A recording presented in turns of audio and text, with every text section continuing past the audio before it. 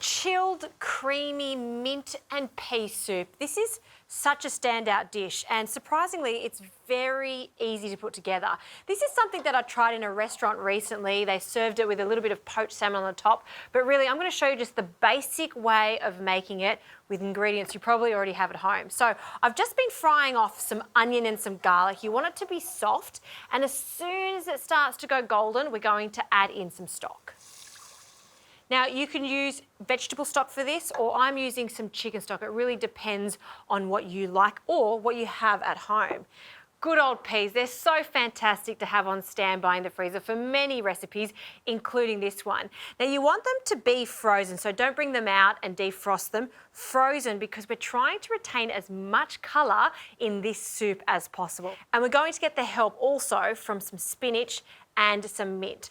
Now that this is coming to the boil, we'll add our frozen peas. And what we're doing is just warming them up ever so slightly. And I'll add a pinch of salt, and you can see that it's come straight back up to the boil. So this is when we want to turn the heat off and we can add our other ingredients. So a big handful of baby spinach, 1 or 2 handfuls, and some fresh mint. And we want to keep the freshness of the mint, so you want to leave this to the last minute. So a few sprigs, and we're just going to tear them straight in. Peas, mint, we all know that they're best friends, but in this soup, they really shine together nicely. So I'll say about 3 or 4 sprigs, and we can always add some more at the end for a garnish, so a little more.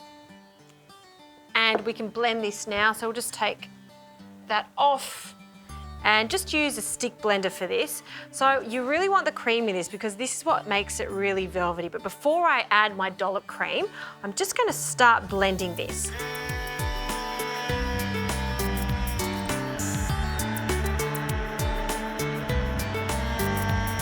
Oh, the smell in the peas, it's so good. And this is nice as is, but once you add the cream, it completely transforms. I just love the addition of 1 to 2 tablespoons of the cream. You only want to use half of this tub because the rest I want to use as the garnish. Another little blend, and then this needs to chill completely. So you can either place it into a tray or let it come to room temperature, then into the fridge. As long as it's really cold, then it's ready to serve.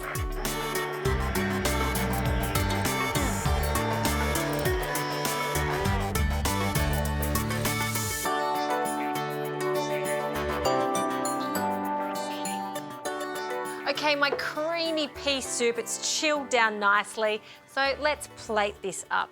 A generous spoonful or 2 into a deep bowl, and look at that vibrant green colour. That's what it's all about. It's the perfect consistency too, not too thin and not too thick. Last one, perfect. And to finish it off, as I mentioned, it's not complete without another dollop of cream straight in the centre there. Oh, just let it float. A little crack of pepper. And just to really show off that there's some mint in there, a little sprig of mint on top. And I always like to finish my soups off with some really good quality extra virgin olive oil, just to drizzle so it just floats on the top too. A chilled soup, for me, this reminds me of summer. On a hot summer's day, you want an entree that's elegant, that's really simple, and you can do it ahead of time. This is your one. And if you really want to jazz it up, by all means, add a little bit of smoked salmon to it, even some seared scallops. Yum, I'm gonna have a taste.